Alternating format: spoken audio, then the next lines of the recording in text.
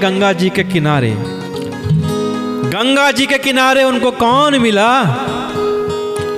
केवट। केवट की कहानी बड़ी रोचक है कि केवट जी जब पिछली रात को निषाद राज और लक्ष्मण जी का आपस में संवाद चल रहा था, तो केवट ने सुन लिया कि ये राम जी नहीं है, मात्र राजा नहीं है, मात्र राजकुमार नहीं है, ये तो ब्रह्म हैं, ये तो स्वयं नारायण का अवतार हैं। तो केवट ने निषाद राज को कह दिया कि कब कहा, जब वो राम जी के पास नहीं थे। तो निषाद राज जी के पास पहुंचे केवट और कहते हैं कि प्रभु ये कृपा करिए। निषाद राज ने कहा क्या?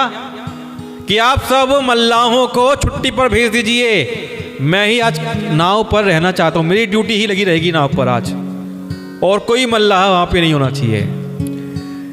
निषाद राज ने कहा कोई बात नहीं, ऐसा कर लेना। देखिए केवट ने किस प्रकार अपनी भूमिका बनानी शुरू कर दी। सब मल्लाहों की उसने छुट्टी करवा दी उस दिन, और स्वयं नाव लेके खड़ा हो गया। और नाव भी उसने कहां बांधी? किनारे से दूर नदी के बीच में। तो अब गंगा के तीर पर, गंगा के किनारे श्री राम जी लक्ष्मण, सीता और निषाद राज सहित पहुंचे। श्री राम जी ने केवट से नाव मांगी, लेकिन नाव को केवट लाता नहीं, मना कर देता है। वो कहने लगा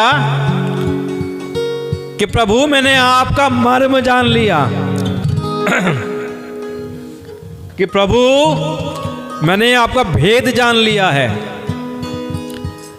अब इस बात को सुनकर लक्ष्मण जी भी कहने लगे, भाई ऐसा कौन सा भेद है, कौन सा मर्म है, मुझे आज तक नहीं पता चला।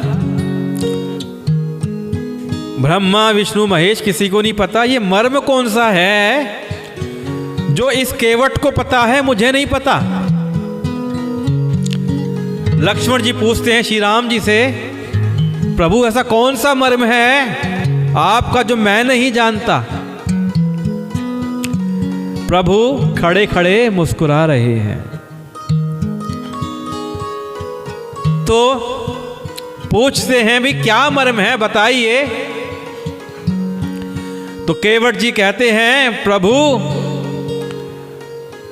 मैं अपनी नाव इसलिए नहीं लाता क्योंकि मुझे पता है आपके चरणों में ऐसी जड़ी लगी हुई है कि इससे जो भी छू जाता है वो मनुष्य का रूप पा जाता है।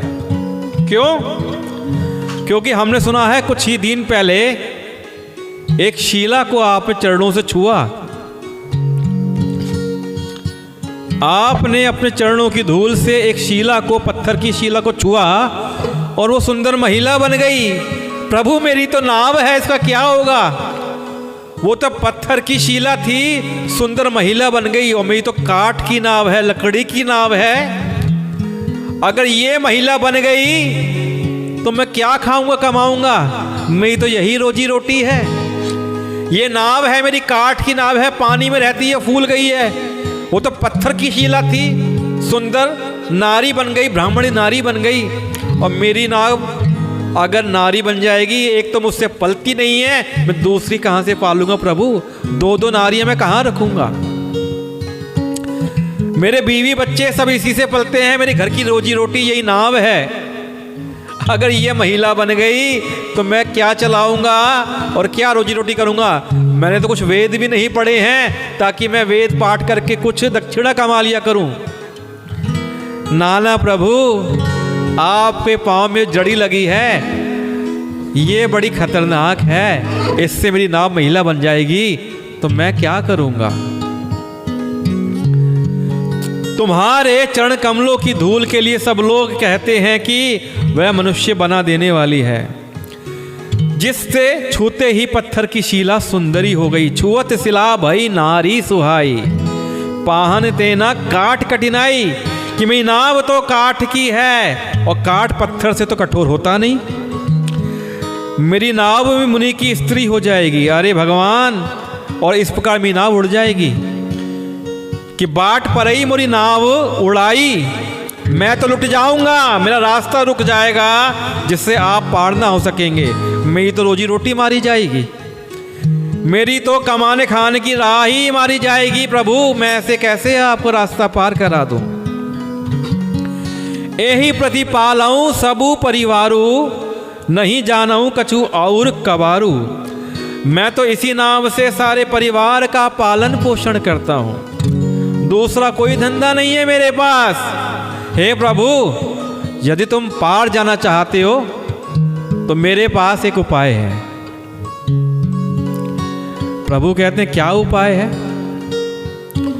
कि पहले मैं आपके चरण धोऊंगा,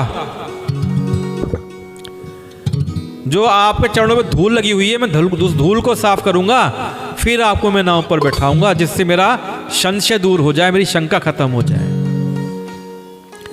देखिए ये केवट की किस प्रकार की सरलता से भरी हुई चाल है कि उसे पता है प्रभु ब्रह्म हैं और यहां पर नहीं रहेंगे, नाव पार करके चले जाएंगे। अब मैं कैसे प्रभु का संग पाऊं? तो प्रभु का संग तो मिलेगा कैसे कि प्रभु तो चले जाएंगे। मैं ऐसी लीला रचता हूं कि मुझे प्रभु के चरणों का पानी पीने को मिल जाए। प्रभु के चरणों का पानी पी लूंगा तो मैं तर जाऊंगा। तो यही बात केवट ने श्री राम से कही कि पहले मैं आपके पांव धोऊंगा, तब फिर मैं आपको अपनी नाव पर बैठाऊंगा। यदि आप अवश्य ही पार जाना चाहते हो तो मुझे पहले अपने चरण कमल पखारने दो, मुझे आज्ञा दो कि मैं पहले आपके पांव पखार दूं। पद कमल धोई चढ़ाई, नाव न नाथ उतराई, चाहो मोहि राम राउरियान, दशरथ सपथ सब साची कहूं। बरु तीर मारहूं लखनऊ पै, जब लगी न पाए पखारी हो, तब लगी न तुलसीदास नाथ, कृपाल पारु उतारी हो। हे नाथ, मैं चरण कमल धोकर आप लोगों को नाव पर चढ़ा लूंगा, मैं आपसे कुछ उतराई नहीं लूंगा। क्या कहता है यहाँ पे केवट जी? क्या कहते हैं कि मैं आपसे कुछ उतराई नहीं लूंगा। यहां पर दो तरह की बातें केवट जी कर रहे हैं, अगर आपने पाठ को ध्यान से सुनाओ। पता क्या बात कह रहे हैं? एक तरफ तो कह रहे हैं कि मेरे पास रोजी रोटी नहीं है इस नाव के अलावा, मेरी तो यही रोजी रोटी है, और दूसरी तरफ कहते हैं मैं आपसे उतराई नहीं लूंगा। अरे भैया, जिसके पास रोजी रोटी नहीं है तो उतराई लेगा ना, दुकानदारी करेगा, अपनी सर्विस चार्ज लेगा, लेकिन वो प्रभु से कह रहा है कि मैं आपसे कोई उतराई नहीं लूंगा। उसे लग रहा है कि भगवान तो तपस्वी वेश में है, ये कहां से उतराई देंगे। तो वो प्रभु से कहता है कि मैं आपसे उतराई नहीं लूंगा। हे राम, मुझे तो आपकी दुहाई और दशरथ जी की सौगंध है, मैं सब सच सच कहता हूं। लक्ष्मण भले ही मुझे तीर मारें। और लक्ष्मण जी क्यों तीर मारें? क्योंकि इतने प्रपंच रच दिए केवट जी ने, वहां पे इतना ड्रामा कर दिया, लक्ष्मण जी को गुस्सा आ गया और लक्ष्मण जी ने अभी मार दूंगा तुझे ऐसे करके तीर चढ़ा लिया। श्री राम जी ने लक्ष्मण जी को शांत किया और मुस्कुरा के सारी लीला देख रहे हैं। केवट जी कहते हैं, हाँ मारो मारो, मुझे मारो, अच्छा होगा मैं अपने प्रभु के आगे मर जाऊंगा। केवट जी को इससे बढ़िया क्या मिलेगा? उनके श्री राम के आगे उनको मृत्यु मिल जाएगी, क्योंकि उनको पता है मेरे श्री राम ये नारायण भगवान हैं, ब्रह्म हैं। कि लक्ष्मण जी भले ही मुझे तीर मारें, पर जब तक मैं पैरों को पखार न लूंगा तब तक हे तुलसीदास के नाथ, हे कृपालु, मैं पार नहीं उतारूंगा। पहले मैं आपके पांव पखारूंगा, पांव धोऊंगा, आपके पांव से वो जड़ी निकालूंगा, धूल हटाऊंगा, तब मैं आपको अपनी नाव में बैठाऊंगा। मेरी नाव कहीं सुंदर नारी ना बन जाए। आइए। सुन के वट के बैन प्रेम लपेटे अटपटे, बिहसे करुणा एन चितई, जानकी लखन तन। कि केवट के प्रेम में लपेटे हुए अटपटे वचन सुनकर करुणाधाम श्री रामचंद्र जी, जानकी जी और लक्ष्मण जी की ओर देखकर हंसने लगे। ये सब वही हो रहा है जो प्रभु जी चाहते हैं कि हो। हमारे जीवन में वही होता है जो प्रभु चाहते हैं हो। कि अगर मैं पाप कर रहा हूं, चोरी कर रहा हूं, पूजा कर रहा हूं, तो जो भी कर रहा हूं मैं प्रभु तेरी इच्छा से कर रहा हूं। मैं कुछ नहीं कर रहा, जो तू करवा रहा है मुझसे मैं तो वो कर रहा हूं। कि केवट के प्रेम में लपेटे हुए अटपटे वचनों को श्री रघुनाथ जी सुन रहे हैं और करुणाधाम श्री रामचंद्र जी, जानकी जी और लक्ष्मण जी की ओर देखकर हंस रहे हैं। कृपा के समुद्र रघुनाथ जी केवट से मुस्कुरा कर बोले, अरे भाई तू वही कर जिससे तेरी नाव ना जाए। अपनी नाव को ले आ, जो तुझे करना है कर ला, जल्दी पानी ले आ और पैर धो ले, देर हो रही है, मुझे पार उतार दे। देखिए किस प्रकार भगवान अपने भक्त से निवेदन कर रहे हैं कि एक बार जिनका नाम स्मरण करते ही मनुष्य अपार भव सागर के पार उतर जाते हैं, और जिन्होंने वामन अवतार में जगत को 3 पग से भी छोटा कर दिया था, 2 ही पग में त्रिलोकी को नाप लिया था, वही कृपालु श्री रामचंद्र जी गंगा जी से पार उतरने के लिए केवट का निहोरा कर रहे हैं। भगवान अपने भगत का निहोरा कर रहे हैं कि पद नख निरखी देव सरी हर्षी, सुनी प्रभु बचन मोह मति करशी। गंगा जी वहां बह रही हैं। प्रभु के इन वचनों को सुनकर गंगा जी की बुद्धि मोह से खिंच गई, उनका मोह खत्म हो गया एक बार के लिए कि ये साक्षात भगवान होकर भी पार उतरने के लिए केवट का निहोरा यानी मना मने क्यों कर रहे हैं।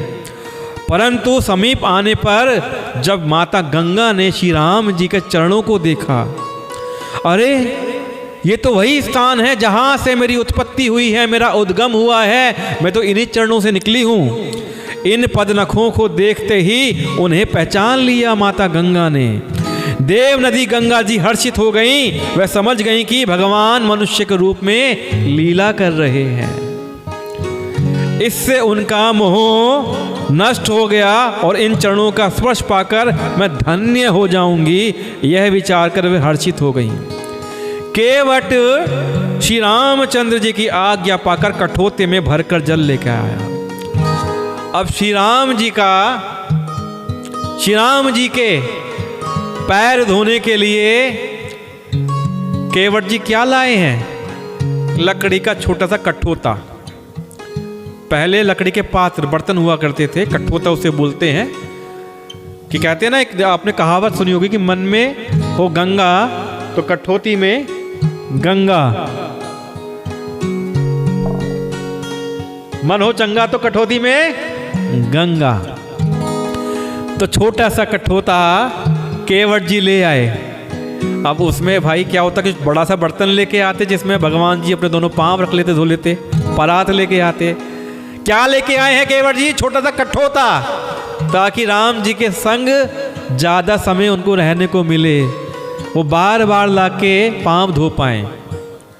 अब क्या करते हैं, बड़ा अच्छा दृश्य है, देखिए। केवट जी कठोते में पानी भर के लेके आते हैं, उसमें श्री राम जी का एक पांव आ सकता है तो एक ही पांव धोने लग जाते हैं। फिर वो उस कठोते को पानी पी लेते हैं, फिर दोबारा जाते हैं, फिर पानी लेके आते हैं, दूसरा पांव धोने लग जाते हैं। अब जब दूसरा पांव धोने लगे तो पहला पांव कहाँ रख दिया? जमीन पर, बालू में रख दिया। नदी के किनारे क्या होती है? बालू। तो वो पांव फिर गंदा हो गया, उस पर फिर बालू लग गई। केवट जी गए, फिर पहला पांव वापस धोया, लेकिन दूसरे पांव में बालू लग गई। इस प्रकार केवट जी पानी पीते रहे। 7 बार उन्होंने यह प्रक्रिया की और पानी पीते रहे, क्योंकि यह प्रभु के चरणों का जल है। अब श्री राम जी ने कहा, भाई ऐसे तो कैसे होगा, ऐसे तो पांव गंदे होते रहेंगे। और तो केवट ने कहा, एक काम करिए प्रभु, मैं कठोता लेके आऊंगा, एक पांव को आप रखना कठोते के अंदर रखना, पानी के अंदर, और दूसरे पांव को मेरे हाथ के ऊपर रखना, मैं अपना हाथ नीचे बिछा दूंगा। अब ठीक है, प्रभु जी ने कहा ऐसे ही कर लेते हैं। श्री राम जी बड़े सरल हैं, सरल भक्ति को बहुत जल्दी पहचान लेते हैं। तो केवट जी ने एक हाथ जमीन पर रखा, हाथ फैला के, तो प्रभु ने अपना एक पांव साफ करने के बाद केवट जी के हाथों पर रख दिया। दूसरा पांव कहाँ है? कठोते के अंदर। अब उससे क्या हुआ कि प्रभु जी का बैलेंस हिलने लगा कि गिर ना जाए। तो केवट ने कहा कि हे प्रभु जी, आप अपने दोनों हाथों को मेरे सर पर रख के सहारा ले लीजिए। केवट जी ने भगवान जी के दोनों हाथ अपने सर पे रखवा लिए। क्या बात है! केवट के हाथ दोनों चरणों में लगे हुए हैं और रघुनाथ जी के हाथ केवट जी के सर पर है। तो कभी कभी लोग कहते हैं कि भगवान भक्तों को सहारा देते हैं। ये दृश्य देखिए जिसमें एक भक्त ने भगवान को सहारा दिया कि भगवान ना गिर जाए कहीं। ये मनुष्य लीला है, भगवान नर लीला कर रहे हैं। इससे अच्छा क्या होगा, केवट जी ने वो पा लिया जो किसी को कभी नहीं मिल पाया, कि प्रभु के दोनों हाथ केवट जी के सर पर हैं और केवट जी के दोनों हाथ प्रभु के चरणों में हैं। इससे बढ़िया दृश्य है किसी कुछ और नहीं हो सकता। केवट जी ने अपने सर पे राम जी के हाथ रखवा दिए।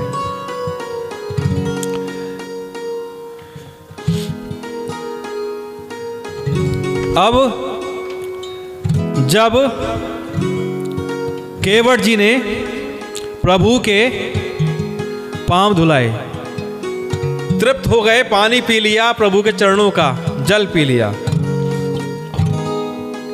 चरणामृत पी लिया, तो केवट जी के दिमाग में आया, अरे मैं तो तर गया, मेरा जीवन तर गया,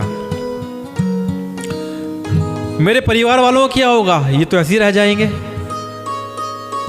तो उसने कहा, प्रभु एक काम करिए, मैं चाहता हूं कि आप आए हैं तो मेरे परिवार वालों को भी आपके पांव धोने का सौभाग्य मिल जाए।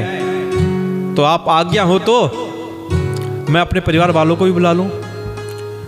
इधर लक्ष्मण जी को देख के गुस्सा आने लगा, लेकिन रघुनाथ जी तो लीला कर रहे हैं और देख के मुस्कुरा रहे हैं। उसने कहा, ले आओ।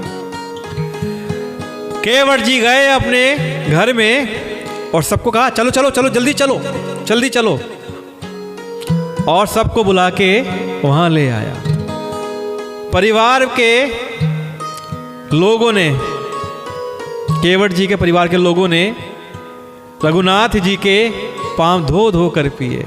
सभी बच्चों ने, पत्नी ने केवट जी के पांव का चरणामृत, प्रभु राम जी के पांवों का चरण से अमृत धो धो के पिया। अब श्री राम जी कहते हैं, आप चलें। प्रभु तनिक और रुक जाइए ना, मेरे अगर मैं तो तर गया, मेरे परिवार वाले तर गए, आपके चरणों का पानी पी लिया, लेकिन मेरे गांव वाले मुझे मार डालेंगे।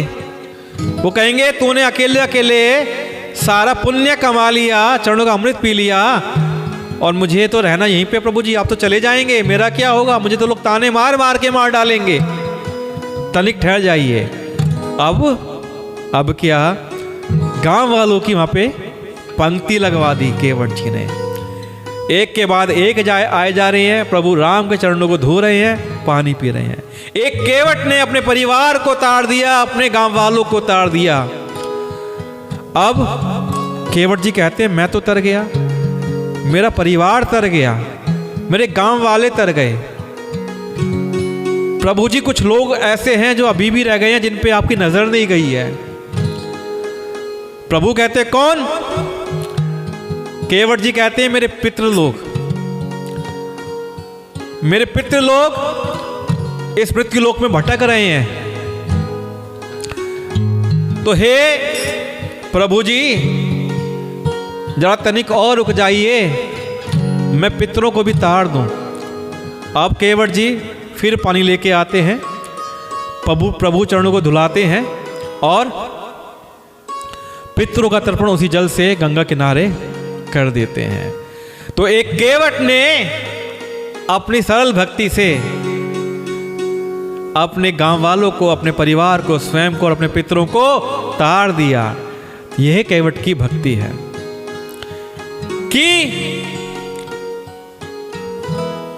पद पखारी जलपान करी आप सहित परिवार, पितर पारु करी प्रभु ही पुनि मुदित गाये उले ही पार।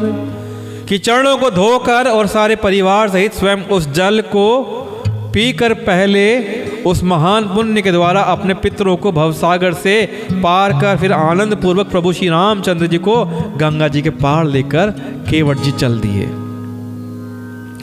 अब केवट जी ने श्री राम जी को अपनी नाव में बैठा लिया और गंगा की तरफ, गंगा नदी को पार कराने के लिए चल पड़े।